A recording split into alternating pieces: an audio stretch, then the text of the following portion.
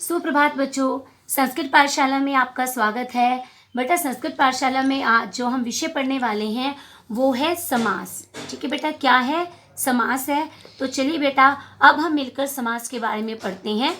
तो सबसे पहले आपके समक्ष आ रही है समास की परिभाषा। समास का तात्पर्य होता है संक्षिप्तीकरण, यानी संक्षिप्त में किसी शब्द को लिख देना। ठीक है, दो या दो से अधिक शब्दों से मिलकर बने हुए एक नवीन एवं सार्थक शब्द को समास कहते हैं। किसको कहते हैं? कि जब दो या दो से अधिक शब्द आपस में मिल जाते हैं और फिर उनसे एक नवीन मतलब नया सार्थक शब्द बनता है, उसे हम क्या कहते हैं? समास। तो चलिए उदाहरण देखते हैं। उपनगरम, नगरस्य समीपम। अब आपने देखा कि इसमें दो शब्द आपस में मिले, क्या क्या? नगर और समीपम। जब ये दोनों आपस में मिले तो एक नया अर्थ आपके समक्ष आया और सार्थक शब्द आपने देखा, वो क्या है? उपनगरम। ठीक उसी प्रकार है फल रसम, फलानाम रसम। दो शब्द आपस में मिले, एक नया शब्द आपके समक्ष क्या आया? फल रसम। कला निपुणा, कलायाम निपुणा। कलायाम और निपुणा, कला और निपुण, ये शब्द आपस में मिले और एक नया सार्थक शब्द बनकर के आया आपके समक्ष? कला निपुणा। उदाहरण आपको अच्छे से समझ में आ गए बेटा? तो इसी के साथ हम समझते हैं कि समस्त पद क्या होता है और विग्रह क्या होता है। तो सबसे पहले बेटा हम देखेंगे कि विग्रह किसे कहते हैं। एतानी पदानी पृथक पृथक लिखितानि संति, कि जो पद पृथक पृथक मतलब अलग अलग लिखे हुए होते हैं उन्हें हम क्या कहते हैं? विग्रह। अब आप देखो, नगरस्य और समीपम अलग अलग लिखा हुआ है ना, तो ये आपका क्या कहलाएगा? विग्रह। तो समस्त पद क्या होता है बेटा? यदा एतानी पदानी मिलित्वा एक पदम भवति। जब ये दोनों पद, ये एतानी यानी जितने भी पद आपके समक्ष आए हैं, जब वे पद मिलकर एक हो जाते हैं उनको हम क्या बोलते हैं? समस्त पद बोलते हैं। समझ आ गया बेटा? कि जब ये पृथक पृथक जो पद आपके समक्ष आए थे, जब ये मिलकर एक बन जाते हैं वो आपका क्या कहलाता है? समस्त पद। ठीक है बेटा? तो बेटा अब हम करते हैं समास के भेद। मुख्य रूप से समास के 4 भेद होते हैं। आप कक्षा 8वीं के विद्यार्थी हैं तो आपके पास ये 4 भेद ही आने वाले हैं। मुख्य तो यही भेद होते हैं समास के, आगे इन भेदों के उपभेद भी होते हैं, वो हम आगे वाली कक्षाओं में करेंगे। आपकी कक्षा में, कक्षा 8 में जो है ये 4 मुख्य भेद ही हैं। तो पहला है हमारा अव्ययीभाव समास, दूसरा है तत्पुरुष समास, तीसरा है द्वंद्व समास और चौथा है बहुब्रीहि समास। तो सबसे पहले है आपका अव्ययीभाव समास। इसके विषय में हम पढ़ते हैं। यस्मिन पदे पूर्व पदम अव्यय भवति, कि जिस पद में पहला पद अव्यय होता है, स अव्ययीभाव समास भवति, उसे अव्ययीभाव समास कहते हैं। यानी कि जिस समास का पहला पद अव्यय होता है, ठीक है, और पहले पद की प्रधानता होती है, उसे हम क्या बोलते हैं? अव्ययीभाव समास। उदाहरण देखते हैं बेटा इसका। यथामति यानी मतीम अंतिक्रम में, अगर हिंदी में हम इसका करते हैं तो मति के अनुसार, बुद्धि के अनुसार। ठीक है, संस्कृत में विग्रह क्या बन रहा है हमारा? मतीम अंतिक्रम्य। अनुरूपम, रूपस्य योग्य, मतलब रूप के अनुसार। अब आप देखो, इसमें पहला पद आपका क्या आ रहा है? अव्यय आ रहा है। ठीक है, यथा, अनु, प्रति, है ना, ये अव्यय हैं आपके। तो पहले पद की इसमें प्रधानता होती है और पहला पद हमारा क्या होता है? अव्यय होता है। ठीक है, अनुरूपम, रूपस्य योग्यम, प्रतिदिनम, दीनम दीनम प्रति।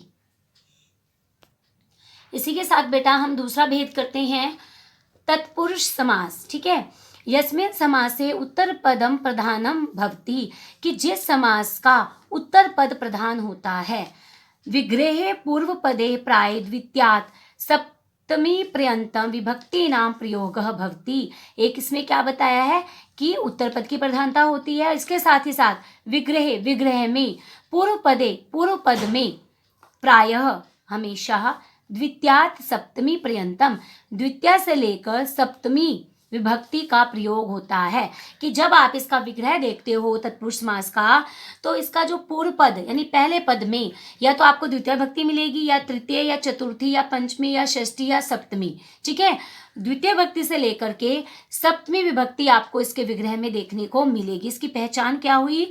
कि उत्तर पद की प्रधानता होती है इसमें, और इसमें पहले पद में विग्रह करते हुए, जब आप विग्रह करते हो तो उसमें उसके पूर्व पद में, पहले पद में द्वितीय विभक्ति से लेकर के सप्तमी विभक्ति का प्रयोग होता है। तो इसी के साथ बेटा हम उदाहरण देख लेते हैं।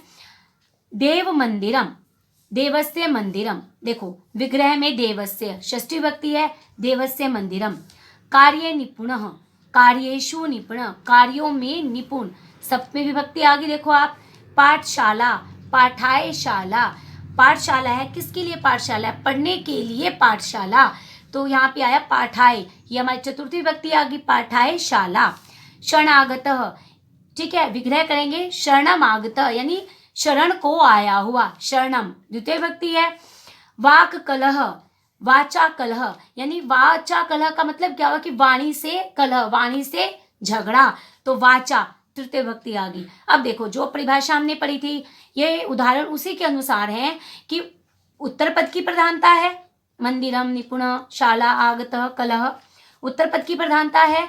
और पूर्व पद में जो पहले पद आए विग्रह करते समय पूर्व पद में द्वितीय विभक्ति से लेकर के सप्तमी विभक्ति का इनमें प्रयोग किया जाता है। कौन से समास में बेटा, तत्पुरुष समास में।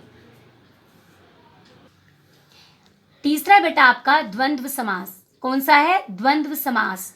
अत्र उभय पदयोः प्रधानता भवति, कि यहाँ पर उभय पदों दोनों पदों की प्रधानता होती है, पूर्व पद की भी और उत्तर पद की भी।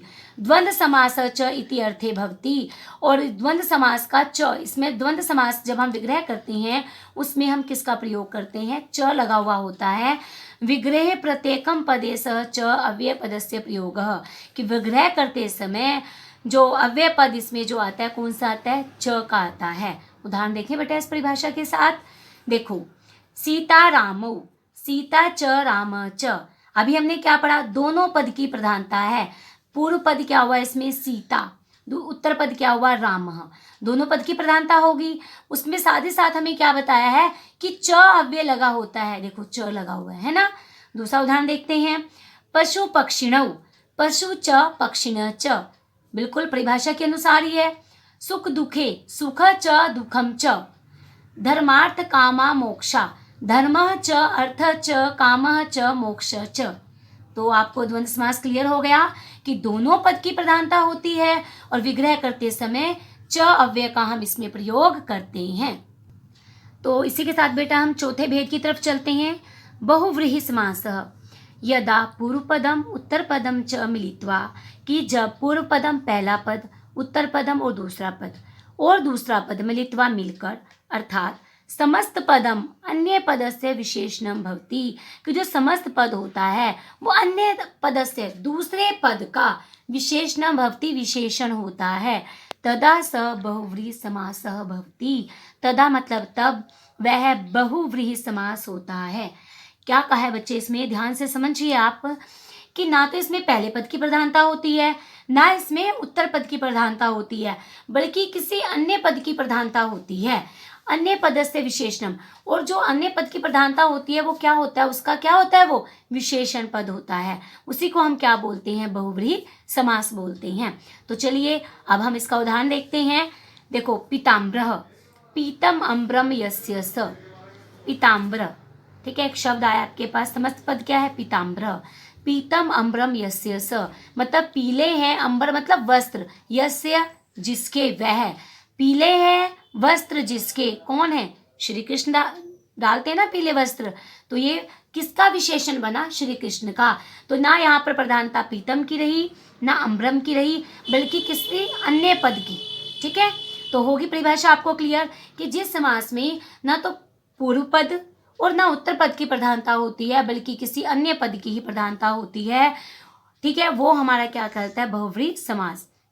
नीलकंठ, नीलः कंठ यस्य स, नीला है कंठ जिसका, वह, किसका नीला कंठ है, भगवान शिव का।